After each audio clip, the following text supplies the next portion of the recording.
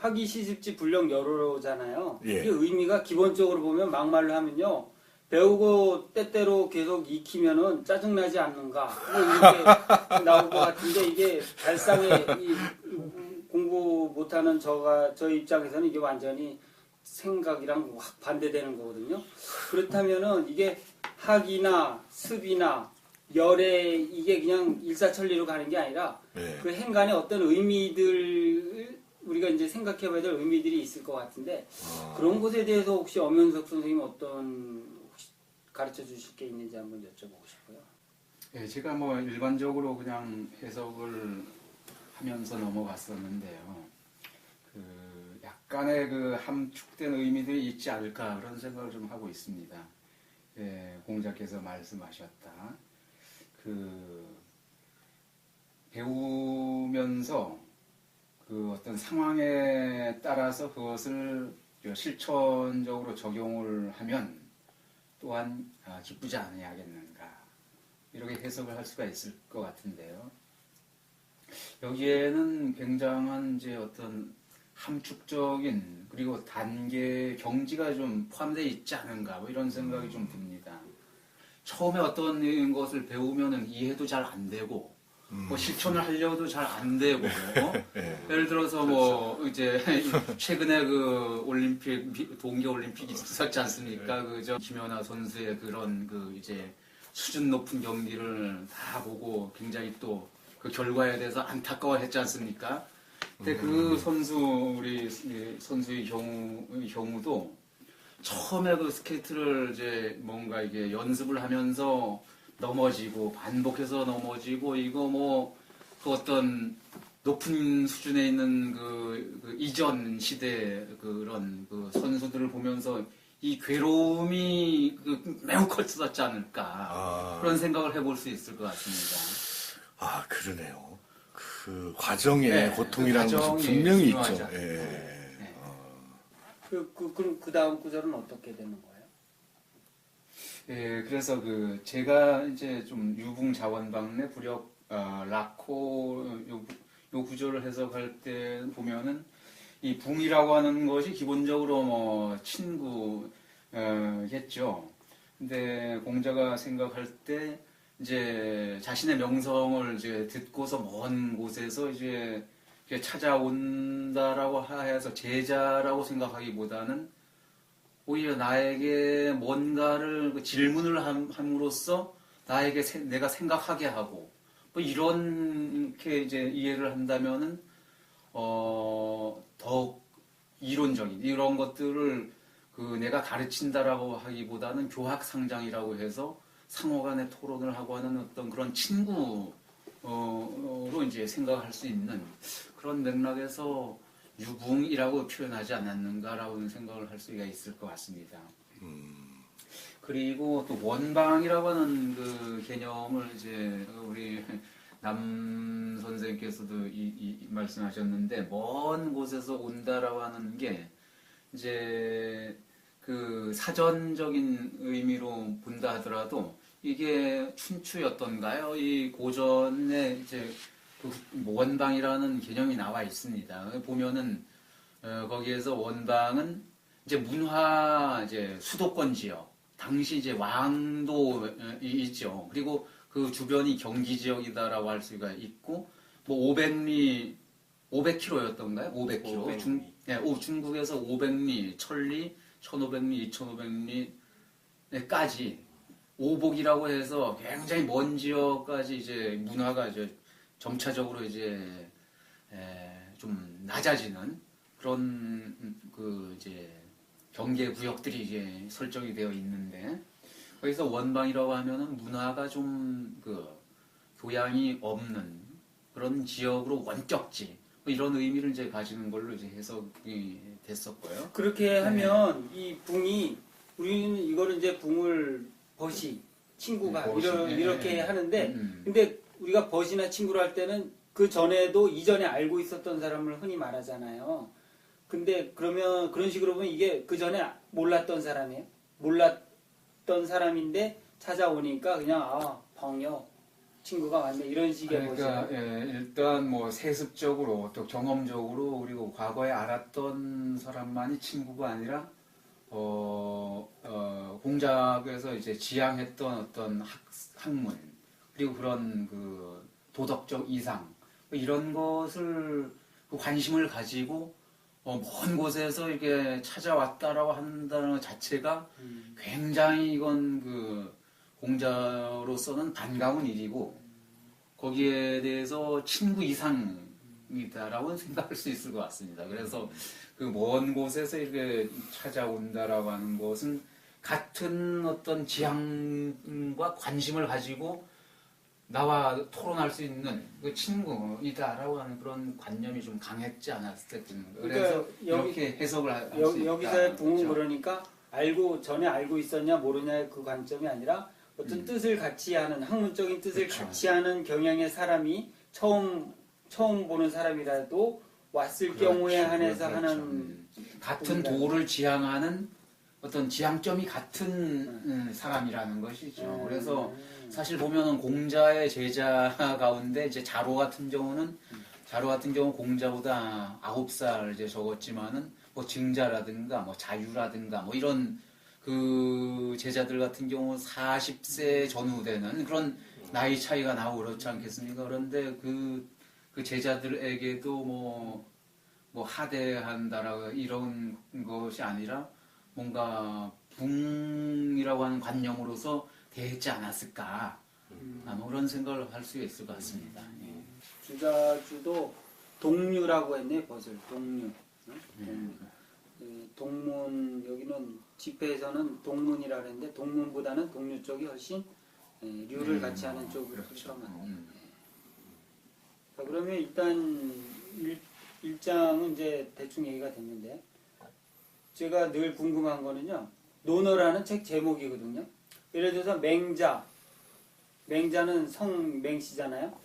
맹가의 맹. 그 다음에 노자도 성을 딴 건 아니네. 그러면 장자도 성을 땄잖아요.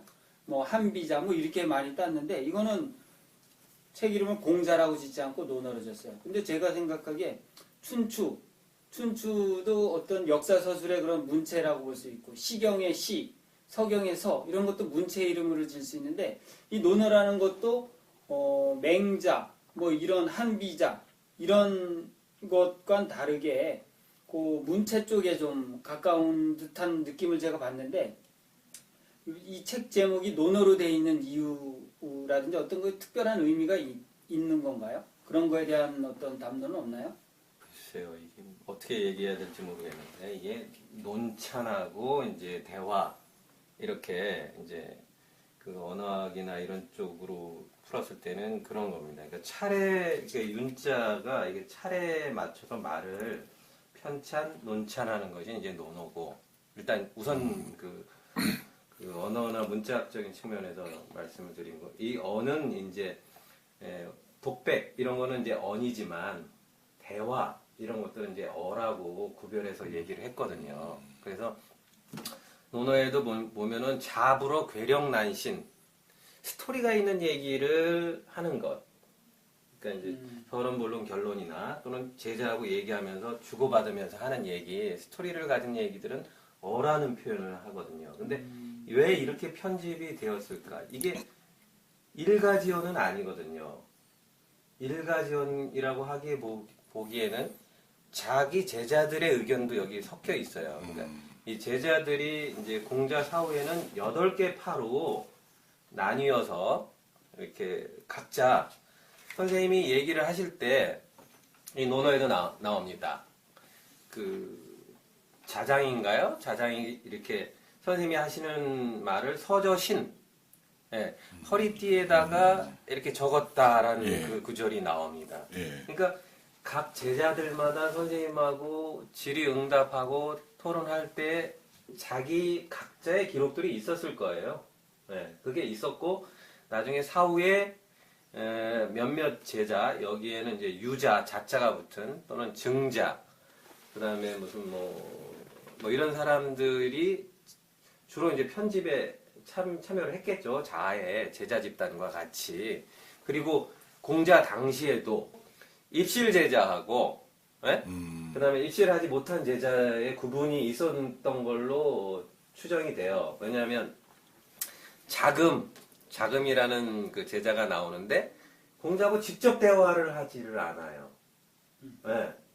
그 자금이 나오는 게 두 구절이 있는데요. 자공한테 물어봅니다. 자궁 문어 자궁. 예.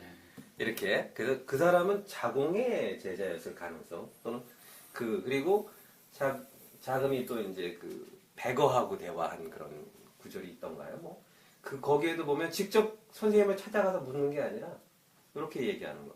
그래서 그 당시에도 이미 제자들 사이에 구분이 있었고 돌아가신 다음에 각자 기록한 것들을 모여가지고 서로 대조를 해봤겠죠.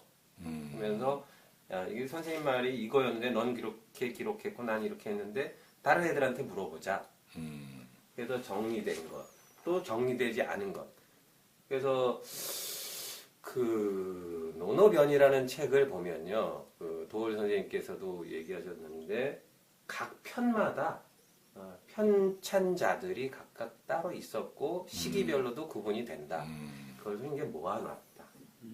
그러면서 이제 그 마치 신약성서 사대복음서가 이렇게 어떻게 작성이 되는가에 대한 그 논란들 이런 토론들이 많이 있는데 논어도 역시 그와 비슷한 과정을 거쳐서 약 100년간의 토론의 집대성의 산물이 그것이기 때문에 논이라는 거는 그 토론, 편집, 논찬 의미, 그다음에 어는 대화, 네.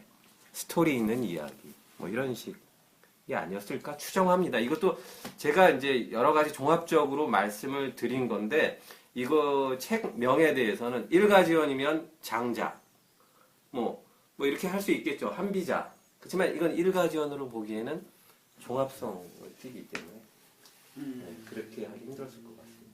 종합성이 있는 거는 그 문체로 이름을 짓는 것이 어떤 원칙이었을까요? 예를 들어 시경도 시라고 짓는 게 여러 나라 거 다 모은 거잖아요. 또 서경도 마찬가지로 다 모은 거잖아요.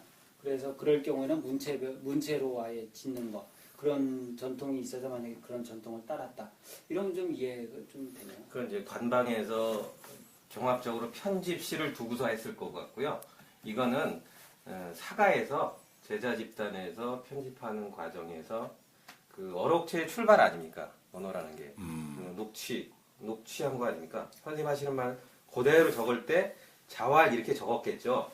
따옴표도 없었을 거고 쭉 적어놨다가 나중에 비슷한 내용끼리 모으기도 하고 또는 그냥 뭐 자기 학파에 그것들을 갖다 그대로 집어넣기도 하고 그런 과정들이 있었을 것 같아요. 대화록이라는 그쵸, 그렇게 기본적으로 보면 되겠죠. 대화록인데 대화록인데 이제 한이 이제 집회서를 쓴 내용 앞에 보면은 이제 논자에 대해서 이제 설명을 하고 있는 것이죠. 네. 그래서 뭐 수레 바퀴 륜자로도 해석하고 그러니까 또 뭐야 륜자가 뭐야 그 실타래를 갖다가 이게 이제 정리하는 그런 의미의 륜자가 있었고 또 수레 바퀴 그리고 다스리를 짓자 그리고 그 차례 지우다 할 때 찾자 그리고 또 있었죠 그 천찬하다라고 하는 찬자로 이제 이 논자를 해석을 한 건데 그러고 보면은 이게 어떤 구체적인 뭐 이제 역사적인 내용이라든가 다양한 이야기를 함에도 불구하고 이거를 하나로 종합해서 한마디 글자로 이제 표현을 하려면 어떤 것일까? 뭐 시경 300편을 갖다가 한마디로 이야기하면은 사무사다. 뭐 이렇게 이야기하는 것처럼 이 대화록을 종합해서 한 글자로 표현하면 뭘까? 논어다. 뭐 소통해서 이야기를 하는 건데 어인데 어떤 어냐? 그래서 토론했던 이야기다. 뭐 이렇게 해서 논어다 이렇게 표현하는 것이 아니겠느냐 이렇게 생각할 수 있을 것 같습니다. 알겠습니다. 여기까지 또 한 편을 마치겠습니다.